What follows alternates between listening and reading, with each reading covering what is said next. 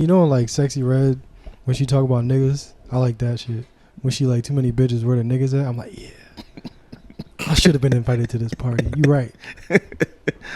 Man, what's up, y'all? I'd like to thank y'all for tuning in to another episode of the We Want More podcast. I'm your host, Anthony Moore. I'm Asante Morris. Maxwell. And we got Pepsi. If you watching on the visuals, you see him chewing on his bone in between us. We on episode 49. Please be sure to like, subscribe, follow on whatever platform you're listening to this on, whether that be on Apple, Spotify, or wherever you find your podcast needs. And please give us 5 stars. And if you feel like, if you got any words for us, man, give us a review, man. We definitely appreciate that because, seeing us on Instagram, seeing us, the clips online is good, but, word of mouth, that'll definitely help the pod spread a little quicker. If you're watching this, subscribe to the YouTube, and I want to thank y'all for y'all patience with that. Just been getting everything together, and, I'm trying to have everything up to date now because I want the video to drop on the same time as the audio because, some people like prefer to watch. And, I'm getting in shape. Y'all need to see that. You got your curls out. Were you out of shape at one point? I had a little gut. You had a gut? Okay. Yeah. We men. Yeah, don't matter. I'm older though. I can't move into the dead bod without the kids. True.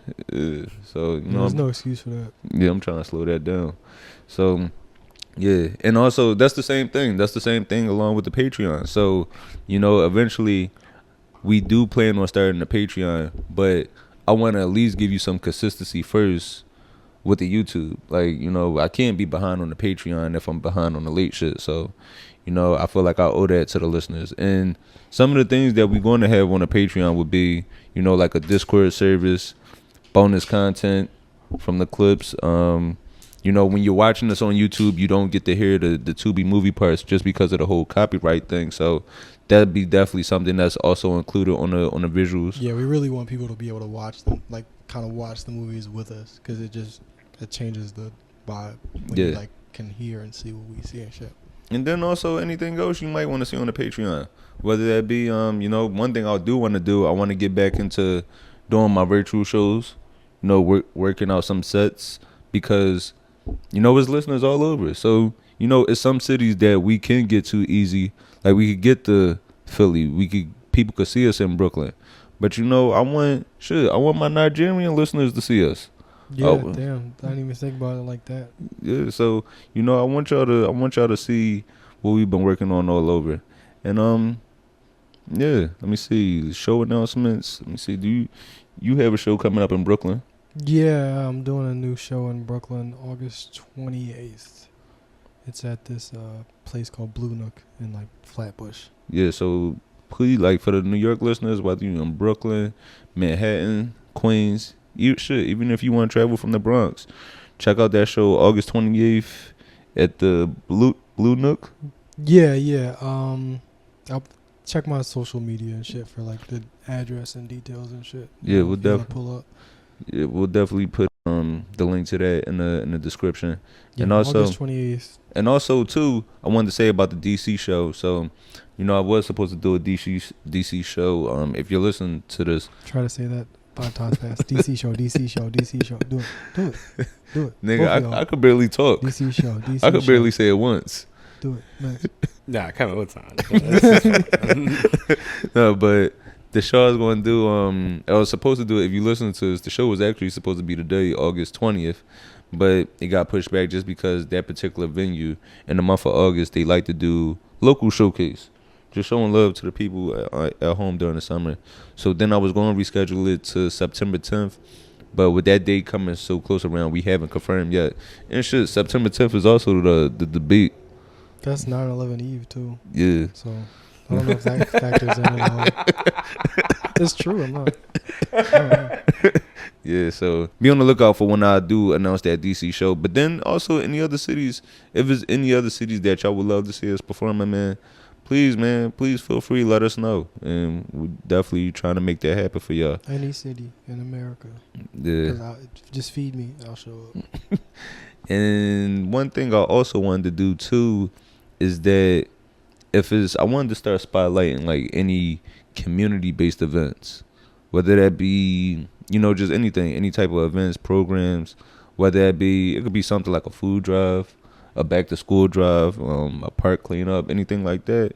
If you feel like it's something that would benefit from having the platform, let us know. Let us know, because we definitely do want to build some sense of community out there. Definitely. The only like barrier to a lot of that shit is just making it seem like available to people, because people, I feel like most of the time would help, but it just seems like so out of reach. You know, you're working all the time, you don't really have time to find shit. So if you got something, let us bring people to it. Yeah. So we on episode 49. You know, we do have like a new influx of listeners, and we definitely appreciate the new listeners. We appreciate the first time listeners, but because there's so many new ones, I kind of wanted to introduce ourselves to who we are. So you know, if you're watching this, I guess I'll introduce Pepsi. Pepsi, you know, he's kind of like the brains behind this. Yeah, this dog watches TV. Like he's the only dog that can understand plots. Yeah, so we got Pepsi right here. Then we also got Mac. Max is our producer. Yeah, Max is visual producer, Family Guy, New York's own, and then me. Well, you want to introduce yourself first? Go ahead. No, you can go ahead. I'll save the best for last. Well, with me, Anthony Moore, comedian, originally from Philly. You know, been living in New York for a couple years now. But outside of comedy, graduated St. Joe's University, marketing field. Now, just a dog dad, and yeah. And I also like for my field of work, it's crazy. I never worked in the business field. My only job experience has been working in the field of mental and behavioral health, working in schools with kids that have like intellectual disabilities or mental health challenges. Yeah, I'm Asante. I'm from Philly too. I moved up to New York slightly after him. And yeah, we're both comics, do stand-up comedy, and outside of work, the things that I do are none of your goddamn business. I'll be like skating and shit. I'll do comedy and I like skating and shit. That's really. And like with this podcast, right? Like because of some of the new listeners from some of the videos they might have seen, you know, I wanted to just introduce this podcast about what it's about because of some of the comments I've seen. Some I definitely do appreciate the support, but then also too, people gotta understand that when you're listening to this, it's like you're the person that's new to this, so it's like you're kind of coming into our world. So one of the comments that made me think about this, I saw this white woman comment on a page after she came across the video where we mentioned about how the Algerian Boxer Imane Khelif, how she should sue and how she was just being treated unfairly and misgendered throughout this whole situation. So this white woman, she commented not on that particular video, she commented on the Dollar Tree video where we was joking about that, and she said, you know, I thought this might be a new podcast that I might listen to and enjoy too. But when I saw y'all joke about this situation, it made me realize I need to give it a hard pass. Like, this is not something y'all should joke about. This is something funny. That's crazy that somebody would think I give a fuck about it. I think I give a fuck. Right. Like, I put that video out because we actually stand on that. Yeah. Like, and we're creating this podcast, right? I wanted to show a few things. One, that, you know, we aren't a monolith as far as the things we do talk about. Whether black people are about as diverse as fucking fruits and shit. Yeah, we're more than just high value men and women conversations. We're more than just that. And then I also wanted to show the spectrum of like who we are, just like as comedians and as people. Because we are comedians, people always assume that we're going to say something funny, where it's like, no, we be having intellectual thoughts. Yeah, I feel like we be trying to get to the bottom of shit. Like, we talk about like shit just because we trying to figure out what the fuck is going on sometimes. Yeah, so like obviously the conversations devolve into, you know, silly, goofy, funny shit, but it's like if we are able to write and perform on stage, then maybe think like we actually do take some thought and consideration into the things that we're saying and how it affects people, and then we're just giving our perspective on it. And then also too, right, when this white woman said that video when that white woman said the Dollar Tree video was what made her say like it's a hard pass on this podcast. I'm like, so you were able to find one good message from us, but this turned you off, and it's like, no, you have to realize, like, look, I'm a Jamaican nigga from West Philly, and we talk about protecting trans women, we talk about LGBTQ rights. I know my people don't want to hear that shit. My people don't want to hear that shit at all. Yeah, y'all lucky my grandfather got dementia now, because if we'd have gave that nigga a microphone, so he'd have blew this whole shit up. He like, you trying to give who what? So if my people could step outside themselves for a second to listen to that, I think you could listen to us joke about somebody getting nutted on in Dollar Tree. Nah, I swear to God, it be white women that say shit like that because they don't understand that like niggas is multifaceted and like actually intelligent. So they think, oh, well, these are just some dummies that had a couple ideas. No, we a couple smart niggas that have a lot of dumb ideas. Right. So it's like it's just patronizing. Like they think because niggas say shit out in loud in jest and shit that we don't know better. Or it's like they want to try to educate somebody. Like, I know what the fuck I'm talking about, lady. Right, because there's certain things that, we're a wide spectrum of things. There's certain things, like when it comes to women reproductive rights, I'm liberal. When it comes to niggas breaking in my building, stealing packages, I'm conservative. I want to rebut that, but I can't. Yeah, I feel like some niggas still from you. Whatever happens, happens. That's kind of I'm not conservative. I'm just kind of like, I'm going to turn my head. Jesus said turn the other cheek. I'm going to turn away and not look. No, but yeah, we definitely do appreciate y'all, man. Yeah, and give fucking black people the space to just be stupid. White people get to be stupid all the fucking time. All the time. And because you are stupid. Maybe that's why just stay out of black business. That's my thing. If you black and you got shit to say, we can go back and forth about that shit.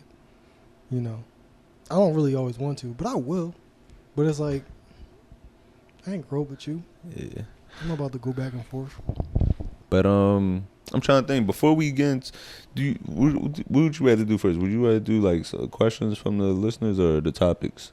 Questions from listeners or topics? Because I really like this question a whole lot. I think we should start these things off with questions from listeners. Okay, I like that. That's a good approach. Because if you only got a little bit of time, before you pull in that parking lot at work, make sure first thing you hear is your questions and shit. All right, no, I like this question a whole lot, man. So there's one of our listeners out there is one of our listeners, Ed Rocco the Rat King. He proposed a good question, man, and I'm not sure exactly where he's from. I think he might be based in Paris.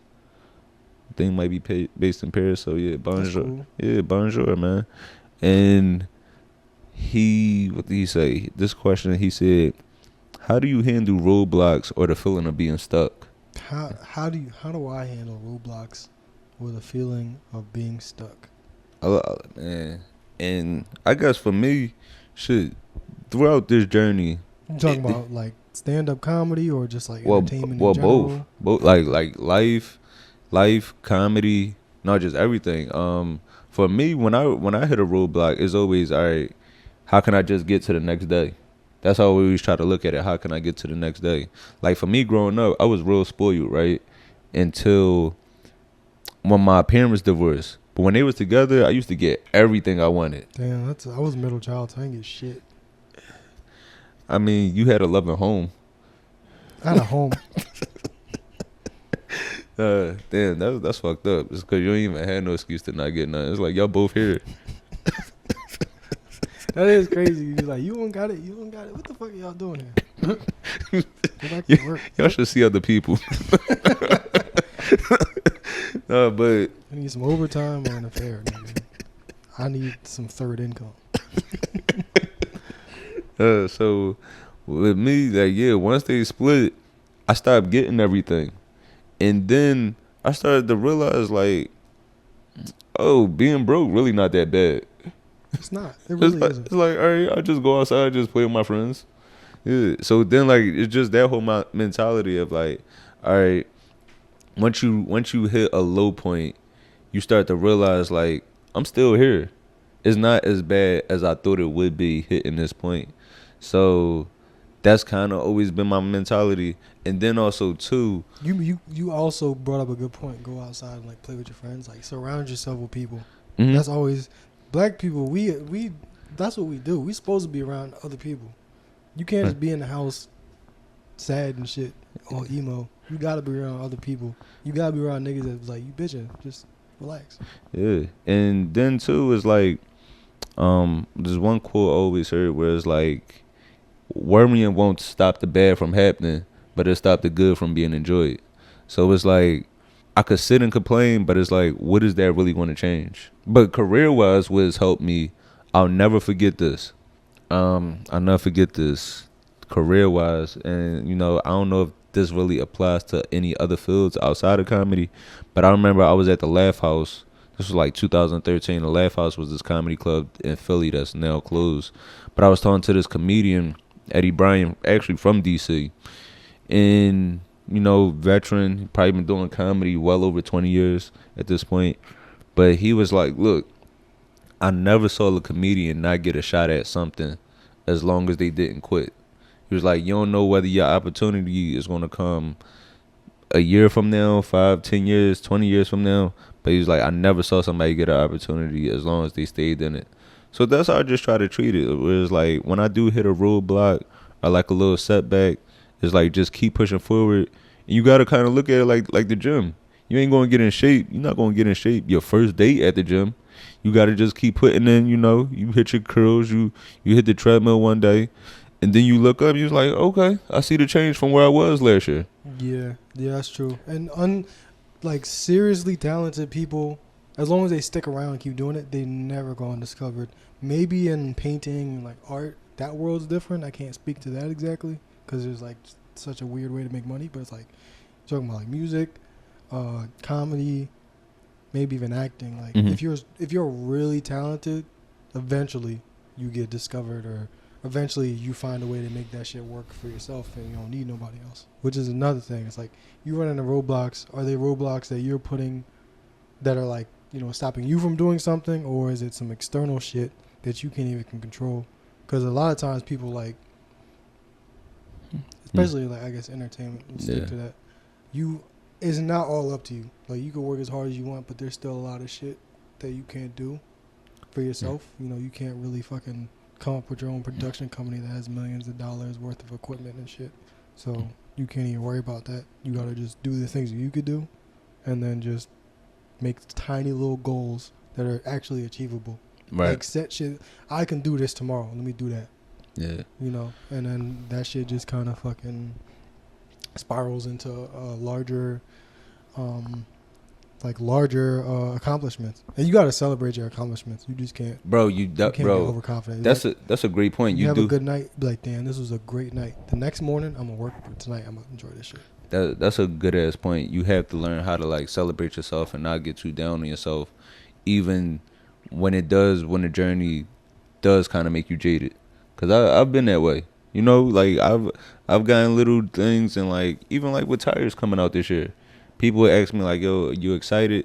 And it's like, because I'm always thinking about the past trauma or past hurt of stuff not happening how I thought it was, I was just like, man, like I was just treating it like another thing where it's like, no, this is an accomplishment. I should be able to like, I should be able to be proud of this accomplishment and be happy, but then still also find that balance of knowing that this is just another thing and just keep going. Yeah, like it's a Netflix credit. But for those of you that don't know, Tires is a show on Netflix. Anthony's in it.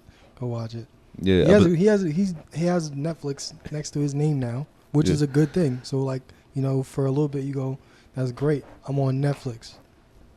And then after you've already kind of dissected it and thought about your next move, then you go, okay, how do I get more? But you don't go just from the first thing and just go, well, that's one thing. I got to keep going. Like, fucking love yourself a little bit. God damn it. But the goal still is Tubi. But yo, I swear to God, I'd rather be on Tubi.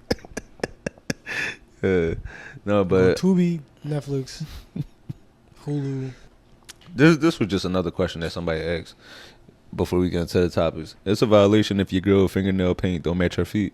This is from a foot nigga? I don't know. Because that's... who cares? What kind of man cares about that shit? Yeah, I don't care about the fingernails at all. It's all about the feet. I don't care. You can have nubs. you can have 2 Captain Hooks on your wrist. I don't care. Yeah, I think anybody could agree with that. Because I'd rather have you have no arms than walk all fucked up. Like, if you got a peg leg, that shit just not gonna work. I'll probably try to put your legs in the air and one of them fall off. How the fuck am I supposed to not laugh? Oh man, but yeah, we get into the topics. That's the only good questions we had. Yeah. How do I get through this painful life? And the other one is like feet, right? I'm gonna go ahead and say that's actually a pretty fair balance. I like the way that just played out. Yeah. That's what you can expect from us. Yeah, keep the questions coming. If they're gonna be in that kind of range, I would like that. I would like some deep introspective question followed by like, yo, what's your favorite kind of like titty size? Like, you know what I'm saying? What's your nipple ratio? You know what? Let's save that for another time because that's gonna take too long for me to talk about titties. I'm immature, so I like titties a lot. Yeah. Who don't like a titty? But well. So this past week, last week we talked about the whole situation from the Olympics with the Algerian boxer, Imane Khelif, and I'm hoping I'm pronouncing her name right. Yeah, I don't think it really like how sometimes people like this usually will be somebody that don't like speak Spanish. They'll get mad at you for saying something wrong in Spanish, but then a Mexican nigga at Home Depot be saying all this shit incorrectly. We don't get mad at him because we know he's trying his best. Right, I know you looking for the sheetrock, yeah. but shit what? No, it's not sheetrock. It's sheetrock. You fucking idiot! Like nobody talks to them like that. We give them grace. So if I say a name wrong, or if I say fucking foe instead of pho, fucking but shit, this past week, man, in the situation, we talked about this Algerian boxer, and congrats to her. She actually won a gold medal at the Olympics. She actually won a gold medal this past week at the Olympics, which is definitely good to see. And she also filed the lawsuit. She's filing a cyber harassment lawsuit. damn, she only 25. And right, to be 25 and had to deal with that shit. And she's some of the people that she named in the lawsuit, JK Rowling, and then Elon Musk. And it's funny because like you could have saw this shit coming from a mile away. I knew this shit was coming with JK Rowling, where it's like we got to go back to the art of like if you don't have nothing nice to say, why even say it? Yeah, like you have to think either make it funny or shut up. But because it's like when you say these things as a celeb with such a huge platform, right? You always have to be mindful. Is what I'm saying, is this helping myself? Is this helping the world? If not, I could just keep it inside of me. It ain't no really... Hey, you what? Run that back, please. But with that, and you know what's crazy that I just found out that I didn't even know? That JK Rowling, I didn't know that she changed her name so she could sound more ambiguous as a writer. So that yeah, she is like artistically trans, which is some wild shit. Her name is Joanne Kathleen, which her name might as well be Scratch. Like trans niggas be just naming themselves after objects, and concepts. Yeah, so she decided. So she decided to change her name from the fear that young boys wouldn't want to read books by a woman, which is some wild shit. I wouldn't want to read books. Oh no! I mean, I've read. Oh no! But I'm thinking like, what kind of kid gives a fuck who's writing the book? No, but it's just like So in this own instance, right? You're mad at this boxer that you believe is trans, but actually a woman. But then at the same time, you try to disguise yourself to your advantage. Yeah, and which is some wild shit. Let's unpack this because, okay, it's a valid fear to think that you're gonna face sexism, but young boys may not want to read books by women. Who were most of your teachers? Right, women.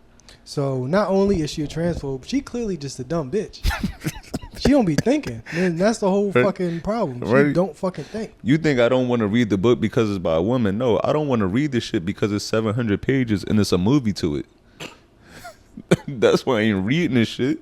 Cause I could watch this shit. What's her name? Joanne. Why the fuck would I? It's like I don't know. I feel like I don't think she's because the whole like the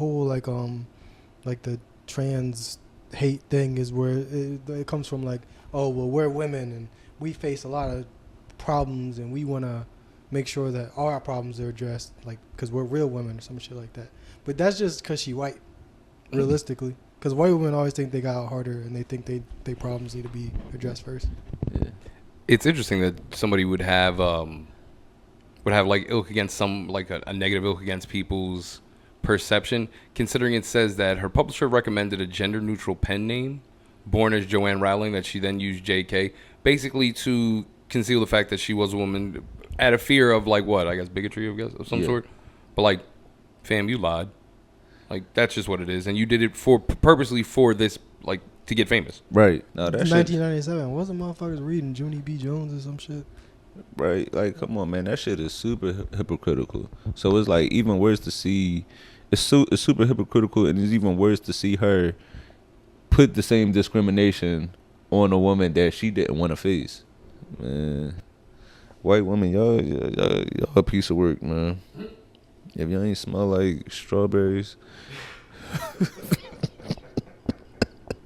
Okay, Joanna Cole created the Magic School Bus. Did not change her name. Kids read the Magic School Bus. Nobody even really questioned whether it was a woman. So, I mean, I guess she was just listening to her publisher. She just makes bad decisions, and that's why she's rich. Rich people just, like, fail up. They just make dumb decisions and then become rich somehow. Oh, no, not even speaking of that. Yo, you know what's crazy? Like, this is how you know kids don't, like, really pay attention to who writes the books. You ever read the Bluefer series? Yo, you right, nigga. It's all white people. Yo, look up the Bluefer series, yo. That shit is crazy. You ever read The Gun? Yo, I used to read, look, the book, A Matter to Trust. The Bully. Look. Someone to Love Me. Secrets in the Shadows. The Gun. Paul Langan, A Matter of Trust, written by Anne Scarf. I don't even know how to pronounce that. But these are clearly like these are white people living like cosplaying their hood dreams. I never questioned who read the books, like who wrote the books at all. I just read them because it was black faces on the cover. Yeah, it's funny that kids do not think about that. And if JK Rowling didn't turn out to be a transphobe, I would think, oh, that's kind of a valid concern. But now I'm just thinking, yo, you just might be a fucking idiot. Yeah, so yeah, we definitely hoping she got to pay up, man. I hope she got to break some bread with Take this this boxer. cheeseburger back if a bitch made it. Like, what are you talking about? Mommy, I don't want to eat that. A woman made it. So how do you think people are raising their fucking kids, dude? All right, when you go to school, check the library. If a woman read the book, throw it in the trash. We're gonna burn it. So what is this logic? I'm sorry I'm stuck on this thing, but I'm just like, I don't know, bro. It's just stupid.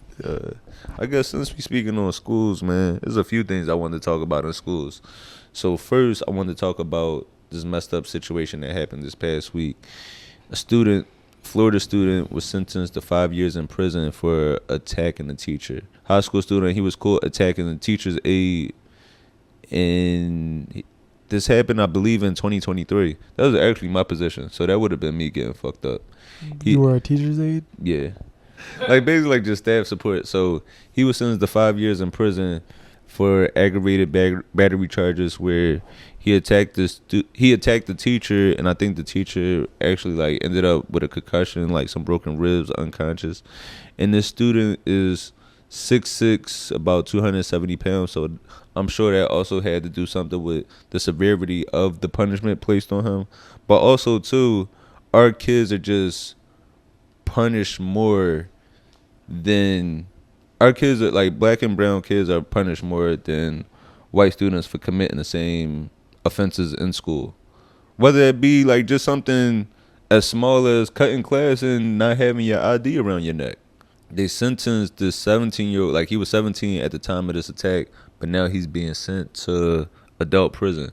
And then this man, it's a lot of people that fell to him. So he attacked this teacher's aide because she took his Nintendo Switch from him. Punched her 15 times. It's a long ass combo. It's like some shit in Tekken. You know how like 13-year-olds is real good at Tekken? They could do all the combos and shit. Yeah, this nigga, this nigga was juggling her. Sorry. No. Let's be smart. This nigga just turned the library into Streets of Rage. Yeah, this is really fucked up. No, yeah, it's really fucked up. It's actually hard to watch. And it's tough because, you know, you do kind of have to place something down to not reinforce the behavior for him to know that this isn't okay. But at the same time, clearly prison isn't the way.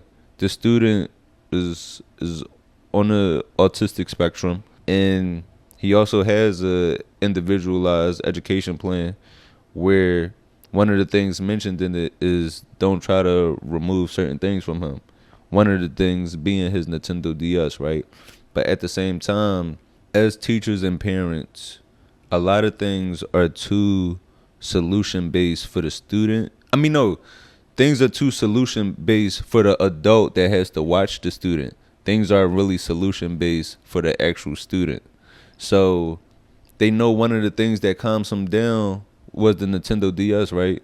But this is kind of learned behavior. It's kind of like how when you see like a 3-year-old or a 4-year-old just comfortable swiping on the iPad left and right, where it's like, oh, this adult wants some free time, so it's like, here, take this. Mm-hmm.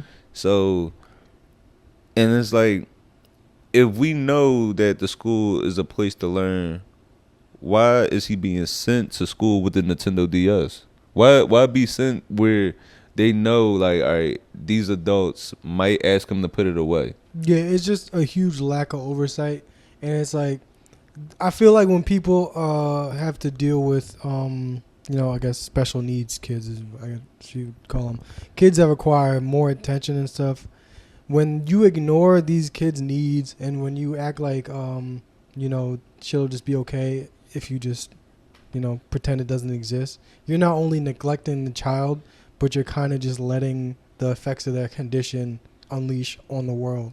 Yeah, and I saw that firsthand. One of the last students I work with at this school, he had so this student, he dealt with oppositional defiance, which is basically not wanting to listen to authority. Oppositional design. I think I had that. Oppositional defiance.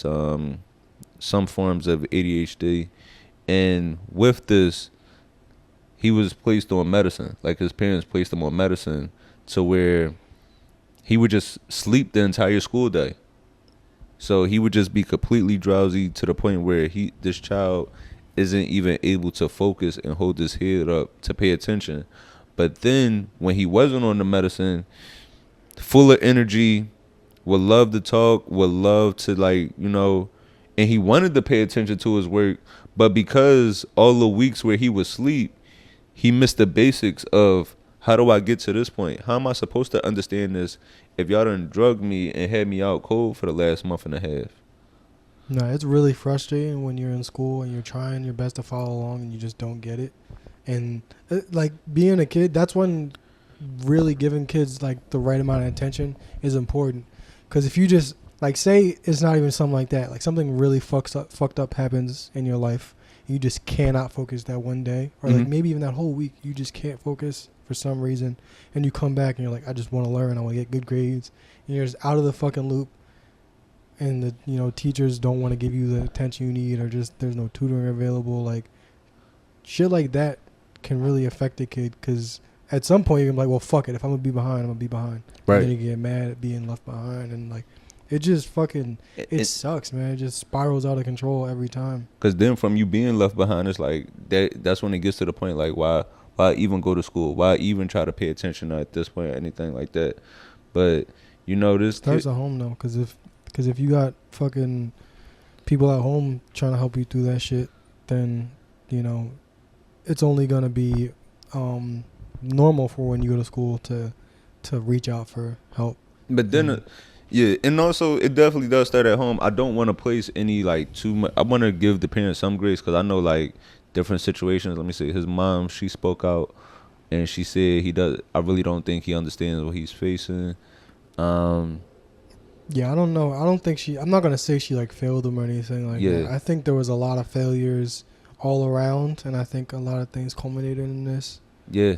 And I mean, it's like she a single mom. I feel like I didn't see anything about like I'm not sure talking from the father or anything, but she's a mom dealing with a child that requires more attention than other children. Right. Like the state not helping you with that shit. The city not really giving you like money to take days off of work to deal with this shit. And we also, like you, bro, that's a great point because shit, I dealt with one student where there's one student I work with, you know, how tough it is being in New York, where there's one kid, single father, got to work crazy hours just so he could provide for him and his son. So it's like, shit, it's like I want to give you a good home, but damn, how am I provide you a good home where it's like if I can't even afford the home? And then what also makes this worse is where it happened in Florida, where we kind of mentioned before where these niggas are banning actual books. I can't take the autobiography of Malcolm X to class, but I could take a game system. Yeah, that doesn't make any sense. It's like... And the kids are being taught not to read books written by women. It's all fucked up. Yeah. This shit is crazy. This shit is insane. I could play Crash Bandicoot in class, but I can't read about the revolution. I can't read the Diary of Anne Frank. Teachers gotta fucking be paid more to deal with this shit, I guess, because they be stressed the fuck out. They do. And they be stressing the kids out as a result, and the kids be stressing them out. Like, it's just a fucking cycle of... It's a cycle that only ends in getting punched most of the time. Kids punching the teacher punching the kids. Bro, teachers definitely gotta be paid more, because even... Bro, I'm glad you said that, because even with this situation, the Illinois school staff, this lady... Oh, I gotta pee. Let's wait. Let me go fucking piss, and then we'll talk about that. All right. You good? Yeah. You on your period? Nah, I just found out prostate cancer runs in my family. But, yeah, keep making jokes. Wait. Yeah, it's real funny. You went in the bathroom to check your prostate? Yeah. No. Actually, but it does run in my family. I know that was just like an odd time to say coming out of the bathroom. Like, so wait, that's what you was doing? I mean, I just found it out today. But no, yo, keep making fun of me because my fucking family has cancer. It's real fucking funny. This is why white women don't like y'all on the internet. Y'all just don't know how to fucking be serious for a minute. Or they know about your midday bathroom activities. That shit is crazy. You don't take anything serious. Everything is a fucking joke. But no, teachers definitely aren't being paid how they should. And shit, this is an example of it. So this Chicago area school worker, she just got sentenced to 9 years for stealing $1.5 million worth of chicken. That's a lot of damn chicken. That is a lot of chicken. And with this, right, a lot of she was in charge of placing orders for students that were, you know, doing virtual learning where they were learning from home throughout the pandemic. So she was placing orders of chicken, and I think they said she was over ordering them. Like, that's how they caught on, where it was like she was going like a couple $100,000 over budget. If I was a lawyer, my defense would have been, you know, black people like chicken. The best part was the actual thing that led them to discovering was going through the audit for the year's budget, because like you said, they overexceeded it. Mm-hmm. The school intendant or superintendent, whoever it was that was making it, goes, well, this is odd. We don't ever order bone-in chicken for children. So that's really what threw them off, is because they don't order wings with bones like for schools. Wow. Yeah, that's what they said. So it was the regular order that she was putting in plus 11,000 cases of wings that she just ordered on the side and that they billed to the school. That's really silly, and it's not even worth it. Like $1.5 million worth of chicken over 2 years. They was like, this bitch ordering the good stuff. Yo, the finest of chickens, bro. 11,000 cases. But why not stay under the radar? Or would like just half of that probably would have got away with it. But what's messed up about that is, right, is that, all right, say she took $1 million worth of chicken. It's chicken. we see actual money being misappropriated for schools.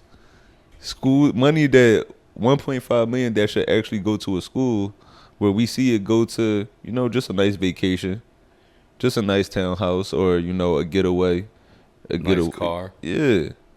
Yeah, fucking Chicago and like the surrounding townships and districts, probably like the most corrupt places in this country, dude. This is crazy. That's my grandma that got 9 years. She's 68 years old. Yeah, I was hoping she wasn't black, but I saw her name was Vera Liddell. I was like, God damn it.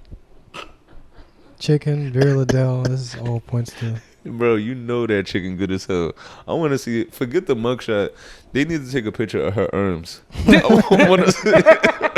Bro, if her arms shake, man, they got to cut that sentence down. I know that chicken was good as hell, man. Yeah, her punishment should be trying to learn how to fly with her wings. Yeah. Just push her out a one-story window. Fly. Fly for your freedom. Fly if you want to be free. May I represent her defense? If you look at the date, it's July 2020 to February 2022. That was during the pandemic. Right. She probably thought, you know, it was coming down to an end and figured she would start hoarding cases of chicken. I would do the same. But not even just You that. would hoard perishables? I like chicken. If I can get it for the low and that's what I got to live with, that's my surplus for a minute, yeah, I'll just keep defrosting and living. That sounds great. No, I get it, though. Like, if you was going to go out like this, it would suck if she thought the world was going to end. And she Well, that's what I'm ordered, saying. like, You don't think that may millions be of, it? like, canned corn and went to jail for that. That would be a fucking depressing story. No, but what's really fucked up is that it's actual people that stole 1.5 million from the government during this time. Yeah. It's niggas that got 1.5 million worth of PPP loans that's out chilling. And somebody in there for chicken. Her age plays a huge part in it too, though. I think it's terrible to lock up someone that old. Yeah. Right, yeah. Like, especially like for like a non-violent offense like this. Yeah. Is this the blackest crime you could commit? I'm just thinking, like, stealing, Dude, chicken. this is the blackest form of blue-collar crime. Like, whatever happened to a pyramid scheme or something? You couldn't got your Ponzi scheme on? Niggas is crumbling, like, mutual funds and all types of shit. You building a chicken enterprise? You gotta do better. This is some nigga shit. Yo, committing wing fraud is wild. They caught her with $500 worth of onion powder. Breaking news: a fraudulent seafood boil uncovered in Chicago. The cops walked in. It was garlic and onion powder everywhere. This crab restaurant doubled at a dog fighting ring. Police have shut it down. Oh man. Yeah, it sucks. She's like 68. I mean, They would have got away with it if they didn't order too much Obey sauce.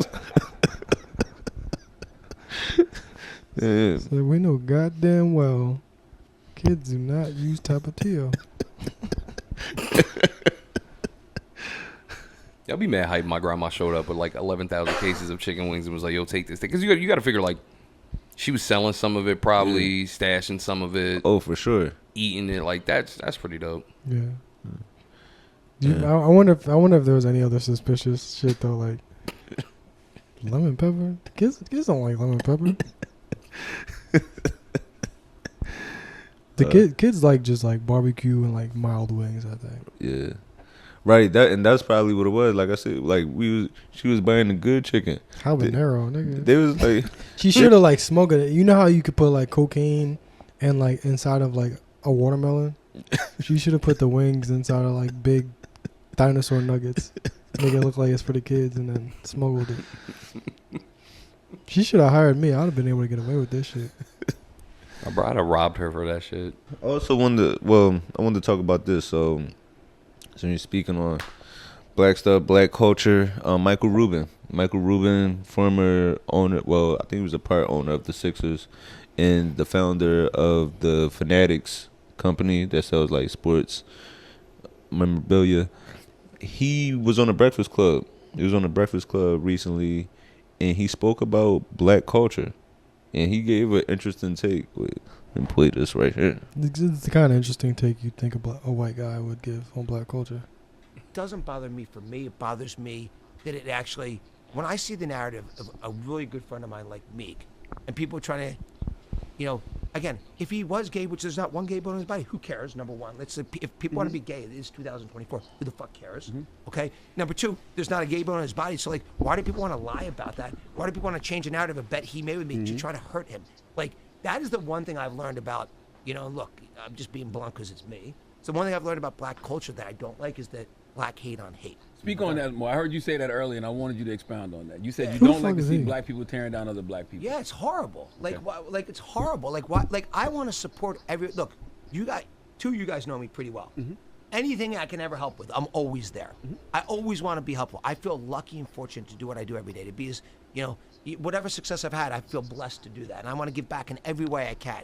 You know, in business and in charitable things, I'm always trying to be helpful. Like, why does someone want to bring somebody else down? Let's try to build everybody up. Like, you know, I'd be more excited if, you know, I'd be more excited to see one of my friends do something that's 99% less meaningful to me, but it would be really meaningful to them because I want them to do great. I want everyone around me to do great. I don't like watching, you know, there's a little bit, and you tell me, you guys correct me if you think I'm wrong. I think there's a little bit of a black culture of like, it's black hate on hate. It's like that black judge that Meek had that hated.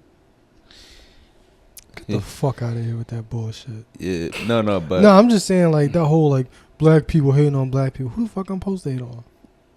I don't know no motherfucking Moroccans, nigga.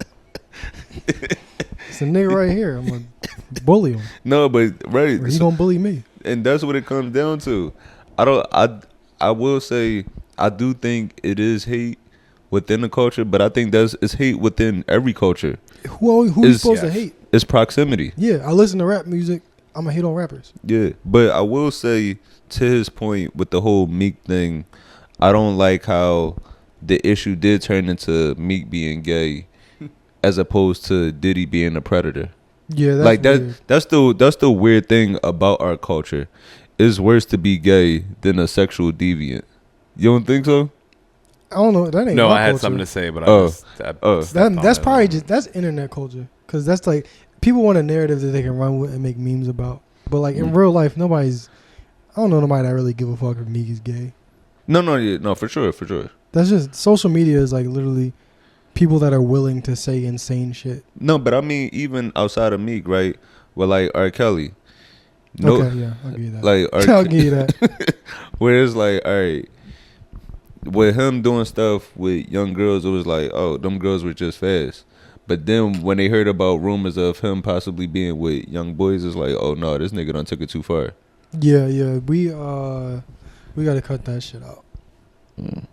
People allowed to be gay with other adults, but putting your hands on other adults or even looking at a child wrong, that should be like automatic death sentence, and then everything else we figure out later. But yeah, I don't want to hear no shit about black on black shit from a white nigga. Y'all foreclose on each other's houses and all that bullshit, steal each other's property. I don't want to hear none of that shit. Bro. Russia's invading Ukraine right now. We learned this shit from European culture. Destroying yourself. Get the fuck out of here with that bullshit. Let me see. Like, let's be honest, man. I mean, I know black people ain't perfect, but Let him cook. I'm gonna let him. colonizers and shit. You guys are being mean to each other. Who Who the fuck put the crabs in the bucket in the first place? Who taught me how to be mean? Yeah, they always talking about black people crabs in the bucket. Crabs don't naturally exist in a barrel. So how the fuck they get there? Let's talk about that. Yeah. Let me see. Fucking, what's his name? Michael Rubin? Yeah. I don't like to see black people. It's like they're forced in. You force people in the ghettos and make them fight over fucking, scraps amongst each other. You're gonna build up generations of just that being a fucking reflex. Yeah. Definitely. And that's why with other cultures, right? Other cultures have this sense of unity that might be deeper, a little bit more deeper or intact than us, but it's because of, knowing where your culture comes from. Like when you see a last name, right? If you see a Goldberg or any type of stein, whether that be like you see these different last names of different ethnicities. You could pinpoint, okay, this comes from Jewish descent or this comes from Irish descent or something like that. With us, we have no sense of history, so it's like our history is broken down to where we might not have that strong sense of community, and this is something that we're learning to bring back up now, but we've had to fight for ourselves as individuals to survive. Yeah, like I'm not excusing any of the behavior. It's just that I don't want a white dude to diagnose this shit because you just gonna be wrong if you're not looking at it from a place of your ancestors are the cause for that type of shit. Like that's literally an effect of colonization. And infighting. And another good point I saw too was somebody said this was like India.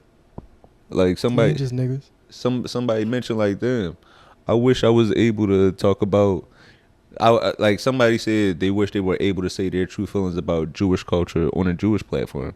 Yeah, like real shit. Like, oh, you know what I don't like about Jewish culture? I would never get to say no shit like that. I wouldn't say no shit like that. I care about my credit too much. Never say no bullshit like that. And I just wouldn't. I just don't speak about other motherfucking people that I don't know intimately like that. Yeah. If I grew up around enough Jews, maybe I'd have a fucking say so or something. But like at the end of the day, yeah, who the fuck are you? And this is he's only an example. I'm using him as an example. I'm not mad at this guy in particular. Yeah, it's just more so what he represents, and the type of people that say shit like this. It's a message to all of them. Yeah, mind your fucking business. Go make your money over other people's backs. And sell your fucking crypto.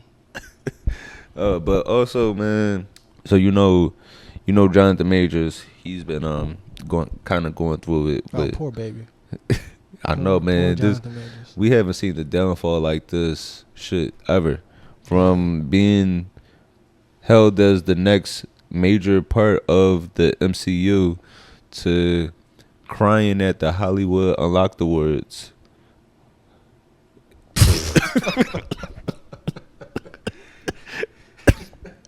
That is a crazy ass fall from grace, man. Yeah, it really does. And it sucks that this happened. Like, but he spoke on this. He spoke on this recently. Like he was out and TMZ caught him, and this was some of the things that. It was announced that Robert Downey Jr. was, being brought back from Marvel to play Doctor Doom. I mean, it looks like he's replacing your villain, Kang. I mean, are you hurt with the new direction that, Marvel is, going? Yeah, heartbroken. You are? Yeah, of course. Come on. Yeah, of course. I love him. I love Kang.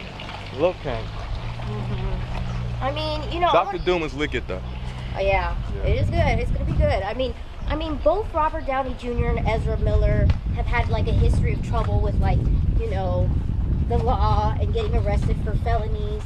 I mean, you only had a misdemeanor. Do you feel like it's unfair that, you're not being given the same opportunities as them?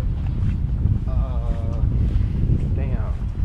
I think it's fair that Mr. Downey is being and has been greeted with patience and curiosity and love, and that Mr. Miller's gotten the same treatment, and that they're being allowed to work their art and be creative at that level. It's not. Nah, I'm not really. I didn't really get that. So Do you wish you had the same opportunity as them? I mean, that's hard. I mean, come on, yeah. That right there is basically saying you see I'm a nigga. Yeah. I mean, she walked him through all of that. Right. Basically, she proposed the questions so that she'd get a specific answer. He actually did a pretty good job in dodging a little bit, but also telling the truth. And I don't know, man. Yeah. His reasoning of they were able to fucking beat dicks and get forgiven, so it would be cool if I got that too. I feel like all y'all niggas need to go if it's like that, bro. That's I'm everybody right. So I feel him on that. It's if I gotta go, I want everybody to go down with me. This ain't about Nino Brown. I get what he's saying, but it's like we also got to be careful too, like, because you know how when like when Harvey Weinstein got in trouble or somebody get in trouble and they be like, oh, her, why y'all let Harvey go, or why y'all let this person go, but y'all did Cosby or R. Kelly like this. It's like, no, if all these niggas was nasty, we shouldn't fuck with none of them. Yeah, we're fighting the wrong fight right now. We should be going, all right, so their back's against the wall. Let's try to get all the fucked up people out of here instead of just trying to fight for the black one to stay. I mean, like, the thing about Jonathan Majors is, like, if you read the, like, fucking actual story, it seems like what happened was he, broke his girl's finger or some shit. He was being too rough for her. He didn't beat her up. A lot of people think he beat her up. He didn't beat her up. Yeah, I think he fucking hurt her. I think he broke her finger trying to like grab his phone or something like that. He shouldn't. But that's the thing. You can't do that. So you gotta go. Like, you don't get to fucking break people's fingers and stay around. But other people also gotta go. Like all of these people that is doing shit like this, y'all gotta go. Like, that should be what we're fighting for. All right, so if Jonathan Majors is gone, we want this nigga gone, we want that nigga gone. Instead of trying to get him back on with all the other fucked up niggas that they let back on, we gotta go, all right, Jonathan Majors is gone. I'll accept that, but I also want him going, I want him going, I want him going, I want him going. That's what we should be fighting for. Right. Get all these motherfuckers out of here. And wait, Robert Downey Jr. grace comes because this happened pre-internet. Yeah, he was a drug addict and shit. Those are two, like, it was old and he was a drug addict, It's all shrouded in mystery. He probably a heroin addict? You know he would.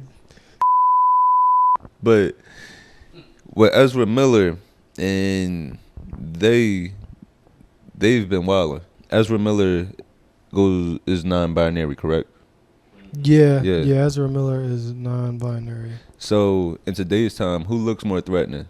The nigga that just beat up Creed, or the non-binary nigga that's 5'11", 150 pounds? Yeah, I mean, so the optics right there, of the like if we're gonna be that swift with the black one, I'll accept that, but let's also get everybody gone. And Ezra Miller was wilding. This nigga had a cold.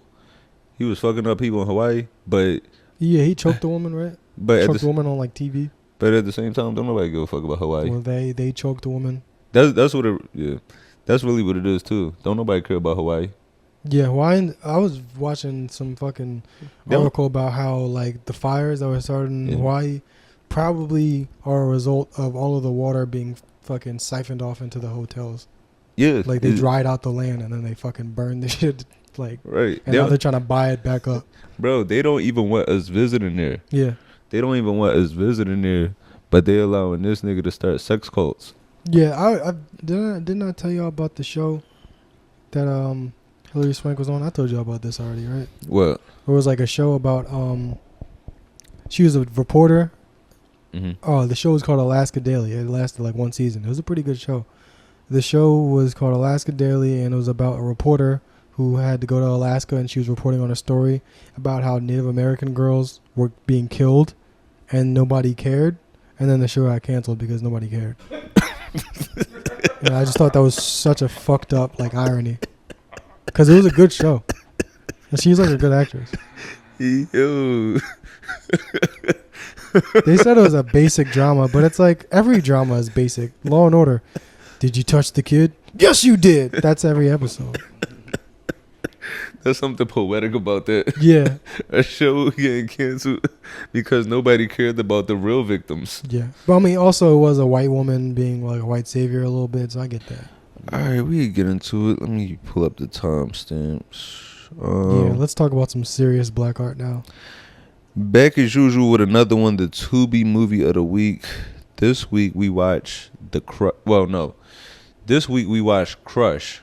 We watched Crush on Tubi, and this movie, it's a new film, 2024. Yeah, they made a movie. It does. It exists. Yeah, they put as much care into this movie as they did the title, and I wanted to support this for a few reasons. One, out of Detroit, Detroit has a special place in our heart, and we got to see one of the actors step into a leading role with this one. But with him stepping into this role, I don't think this was the right step. No, I don't think this was Not for the first a time. good role for this guy in general. So yeah, Not for the first time. So this one, it stars Haram, also known as Hydro Robinson, and in this movie, Haram, I hope I'm pronouncing his name right, but Haram, he's been in a lot of movies. He's been in a lot of movies that we've watched. I think the High is probably pronounced like High because his nickname's Hydro. So it's probably like Hiram. Oh yeah, right. So yeah, he's been in Get Paid, Don't Look Back. He's usually playing alongside Sarah Evil. He's usually playing like her partner. Shit, let me see.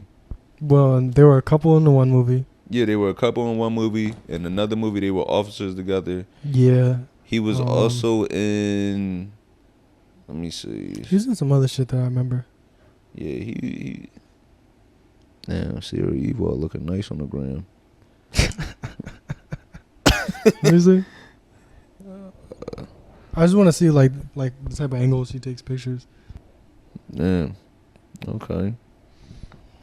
Damn, Sarah Evil. Shout out. Now I know we're talking about Crush right now, but I do want to shout out Sarah Evil. Detroit is special, man.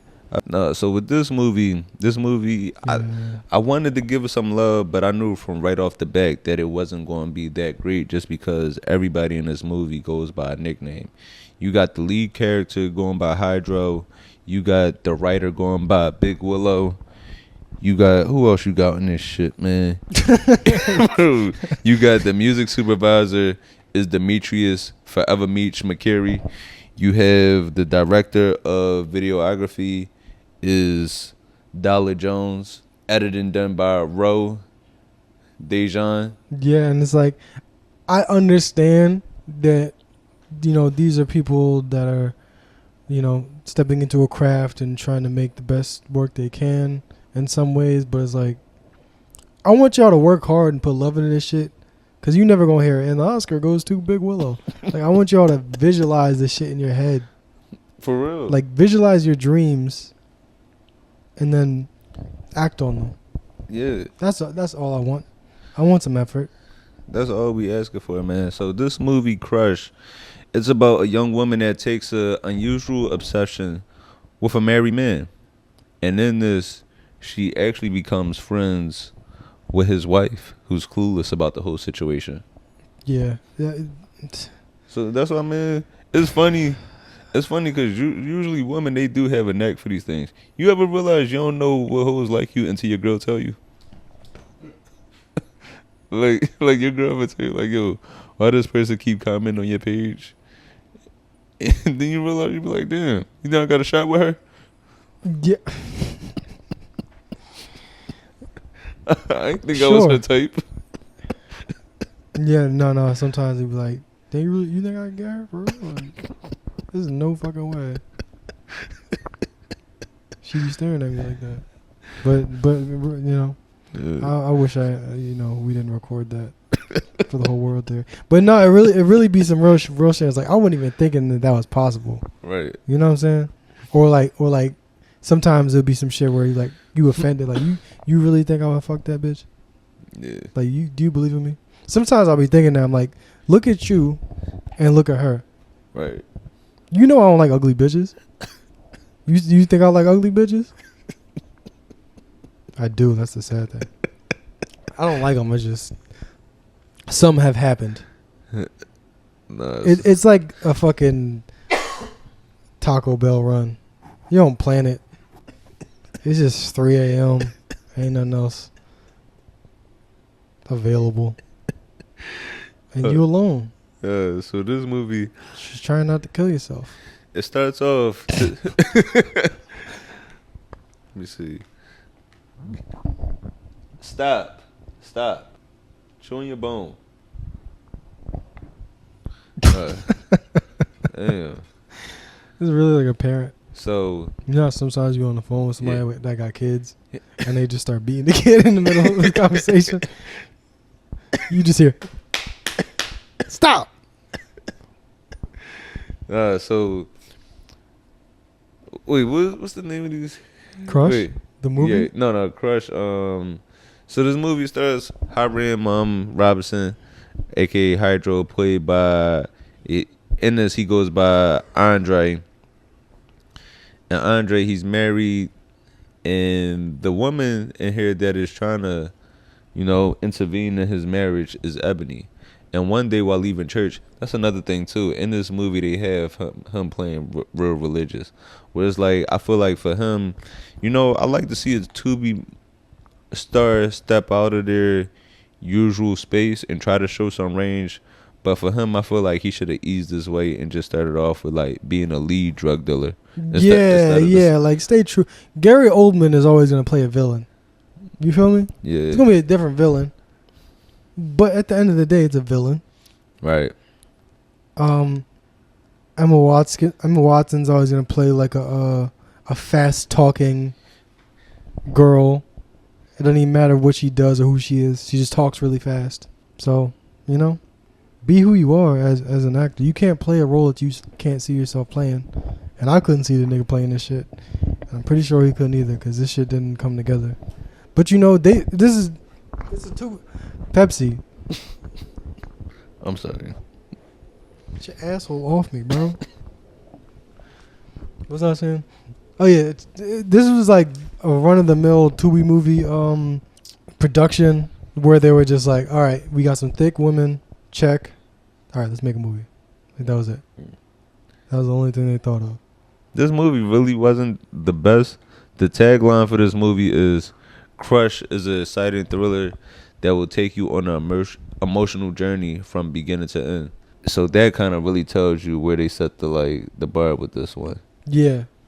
They're like, Crush, we made a movie. Yeah. So right here, when cheeseburger featuring cheese. It's supposed to be from beginning to end. Yeah. I don't like how persistent she was with this. Yeah, I feel like it's a little bit unrealistic, but it's like, damn, you want me to say she bad? Like I told you, just chill. She provoked this argument. That's how a lot of shit happen. You ever be arguing with your girl and she, matter of fact, not even arguing. You ever just be chilling and she just work herself up into an argument? Yeah. It's like, yo, just stop thinking. But along the lines of that, like this movie was it's about an hour and 20 minutes. This was definitely, I don't know if I would check out this director or writer again.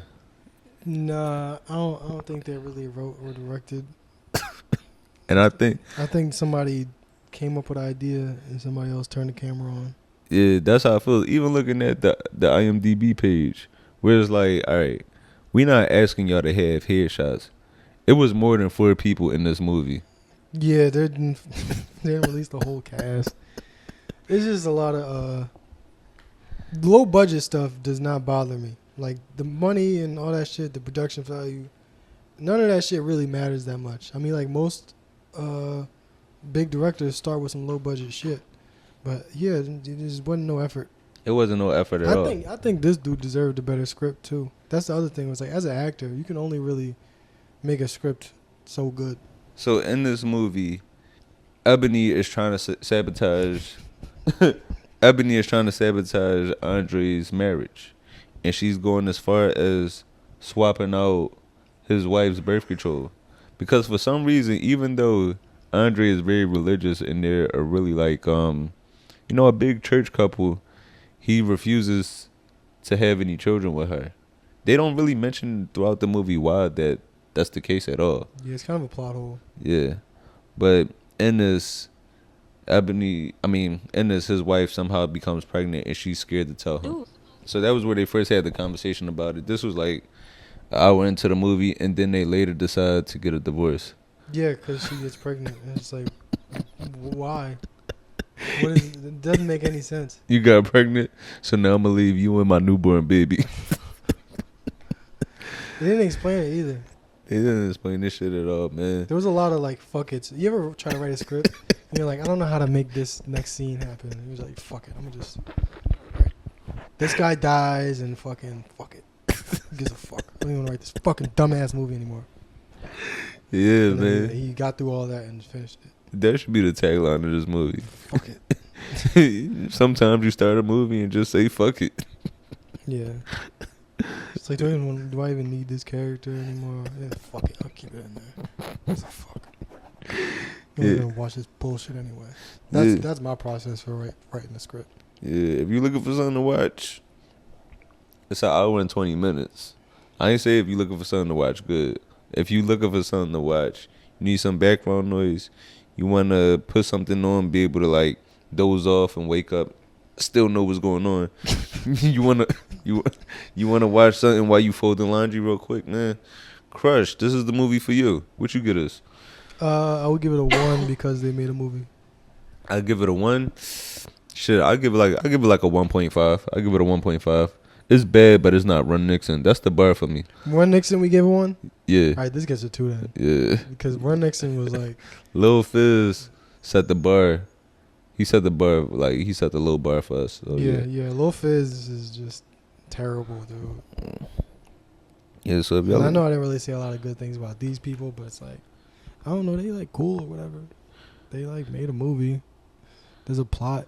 Plot don't make no fucking sense, but you know, there's one sex scene that's like halfway through, and by the time it happens, you're like, finally. Yeah. Like, at least something other than this shit. This is the first Tubi movie where you thankful they start fucking.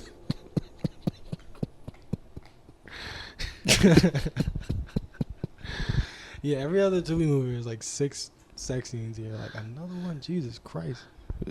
I could have just cut out 30 minutes of this movie and made it shorter. All of these movies are short films without the sex scene, except for this one.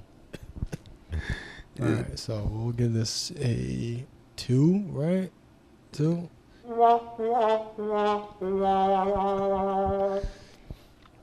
Yeah. Sorry, Crush. Try better next time.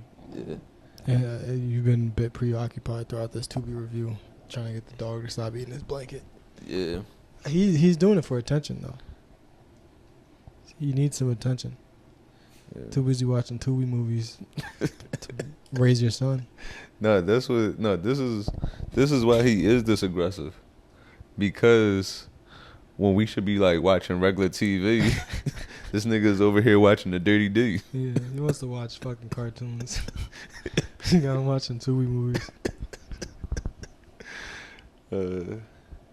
But shit, before we get out of here though, man, just want to thank y'all for tuning in to another episode, man. We definitely appreciate y'all for tuning in with us each and every week. Like I said, I'm working on having the YouTube drop more consistently with the actual audio of the episode.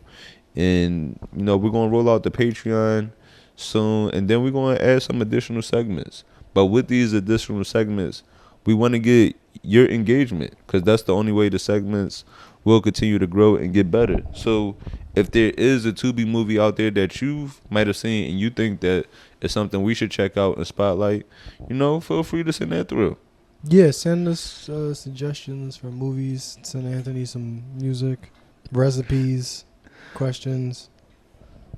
Yeah, anything. Also, community events, anything that you think should be, just anything. But also, I will say, before I get out of here, we haven't had any guests, right? And one of the reasons why, you know, we haven't had guests is just because, one, I want to build this platform for us where, you know, when you're listening to us, you're going to get a good episode. I don't want it to be like, because, you know, with like certain interview shows, like, and no knock to them, but I might watch The Breakfast Club or I might watch The View if I like that guest. Right. I might not watch it every day because I might not be the biggest fan of the host. So same thing here. You might tune in if we have a big guest, but I want y'all to, you know this is going to be good regardless whether the guest or the topics. Yeah, it's customary to get to know somebody before they put you on to their friends. Yeah. You know, you gotta trust me, and I gotta trust you. We might have Obama on. You just gotta get to know us first. Yeah. We saving Obama. Michelle, by the way. I'm not talking to that nigga. He ain't do shit with taxes. Michelle's cool. Daughters are cool too. Who? The Obama's daughters. Oh yeah. I don't know. Well, she smokes cigarettes. Yeah, I mean, what you gonna do? If your dad was the president, you'd be a little stressed out too. Yeah. My dad's the president. All my friends are white. I don't know what to do with my life. I've had like a circle with just white people. That shit made me. It don't work. I could not do that shit. You went to a white college, right? Yeah. That shit is hard. Yeah, that shit. I started comedy. Yeah, just to get away from them. Because it's just, what the fuck else am I doing? Nigga, if I went to a black college, I'd have like a family. It'd be some kids running around here. I wouldn't podcast. I think I would be able to fit in a podcast between neglecting my children, so I don't think that'd be a problem. I feel like I really am not going to take care of no kids. Like I say this shit just because they don't exist. Yeah. I don't think I'm gonna change my mind if they do exist. I really am not raising no motherfucking kids. No, I respect that. I Put respect me on that. child support if you want to. Yeah. I'll quit my job. Sometimes you just gotta Start leave. selling drugs. Sometimes you gotta leave. You see, I just found out this today. Simone Biles, her mom gave her. I think her grandparents raised her, and now her mom is trying to get back in her life. Yeah, that's what I would like to do. Find out if you were shit before I put all my time into you. Fucking fuck a kid. I'ma leave to see if you could become something. Yeah. Like imagine I spent 18 years raising you, caring for you, loving you. Just for you to talk back and be average. Yeah, be average. Work at a fucking Best Buy. But what is wild is that, her mom left because of her past drug addiction. Now think about those genetics. Imagine Simone Biles, like her mom. Imagine her mom being that talented but on crack. Yo, she would probably like. They She would would definitely have the best backflips. They would have had to name the Olympics after her. They should definitely let certain drugs in the Olympics just to see what the fuck happens. There should be an experiment portion to the Olympics where it's like we got a crackhead, we got somebody that's on meth. Just make this shit more interesting. Cause like I get no drugs in like competitive way, but let's just see what the fuck happens. Yeah. I'm gonna fund this shit.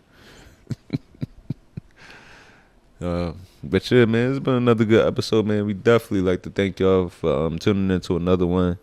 Keep supporting us, man. Keep supporting us. Follow us on all our social media pages, whether that be the podcast page or our own personal pages. And be on the lookout for any show updates or events or things of that sort, man. All right, I'm Anthony Moore. I'm Asante Morris. Maxwell. And we out of here.